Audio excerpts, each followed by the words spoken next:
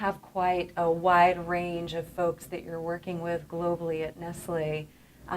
Tell me a little bit about how you accommodate this large global audience that you have, and how you implement learning programs with them.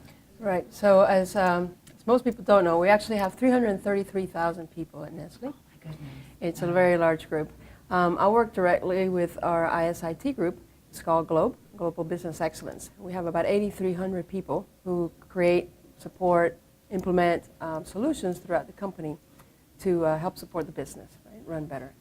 So a year ago, I actually got the job, and one of the first things that we needed to do was implement a global program for how then we both create, acquire, and transfer knowledge, because we really needed to be able to do that. And as we've heard over and over again, you know, the rate of change, right, is really coming to us faster and faster. So that rate of change is we're changing the roles. And so people now have less and less time to acquire that knowledge, right, and to apply it. So we really need to look at taking not just the traditional learning models, but also then building a gap, or I should say building a bridge to more of a performance support type of program. So the program that I started a year ago and we're implementing now is called Globe Help. So it's Globe Help, an embedded learning program. And what it does is just that. It basically takes a 70-20-10 model, and it looks like each of the areas. So we do create some content for the 10%, more traditional training, but that's quite limited. We enable the 20% so that we can get more collaboration across the different learning groups and communities. And we focus very much on the 70%, which is trying to create materials that are bite-sized, easy to use, easy to learn. And we take that content and we embed it directly into the application so that the learner doesn't have to leave their work environment to find what they need. They just click a button, they see what it is that they need for the particular task that they're trying to complete. And then when they're done looking at the learning content, they just close it and they're still there doing their job on their screen. Great. And are people able to pick and choose the types of learning modules that they're working with, or are they crafted specifically? No, that's a very good point. So we try to deliver for the different types of learning moments, as well as the different types of learning preferences. So we have demos and simulations that are created with certain tools, but then we also provide the knowledge base where you can go in and you can search and you can find what you're looking for. We have video content as well, and then we also have links to the collaboration group so that you can actually ask an expert if you can't find what you're looking for. So it's a little bit mixed, but it's all delivered through that desktop assistant, which is what's really nice. It's all sort of a one point of entry there.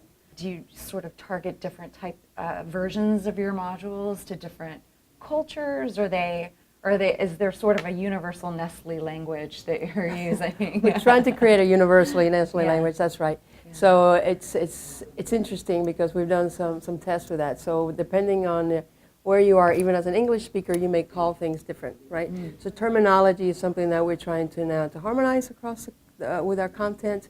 But also we're going more and more into standard processes. So another thing that Nestle is doing today is going through a huge business transformation initiative so that we can standardize our end-to-ends, and that's really helping us. So we're working very closely with those folks, and we're creating content to support that initiative as well. What do you think is the biggest challenge that you're facing in this role? It's the change management aspect of it. Not at the learner level, right? Because they want new content. They want to have new tools and new ways of learning. I think they're very excited about that. But it's the knowledge owners, right? Those are the guys, that I really spend a lot of time with, because I need to get them excited about the new authoring tools and the new platforms and the new ways of learning, and get them want to create that content for us. So we don't ask them to learn how to do the learning solutions. We have a team that does that. But just getting us through the first 30%, which is tell me what you know, put it into these new platforms that I can then easily grab and convert to these final solutions. So that's been the most challenging because they don't have a lot of time.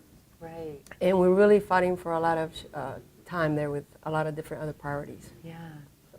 Well, I'm curious, in your personal career, what has learning meant to you? How has it propelled you through your career to the position that you're in now?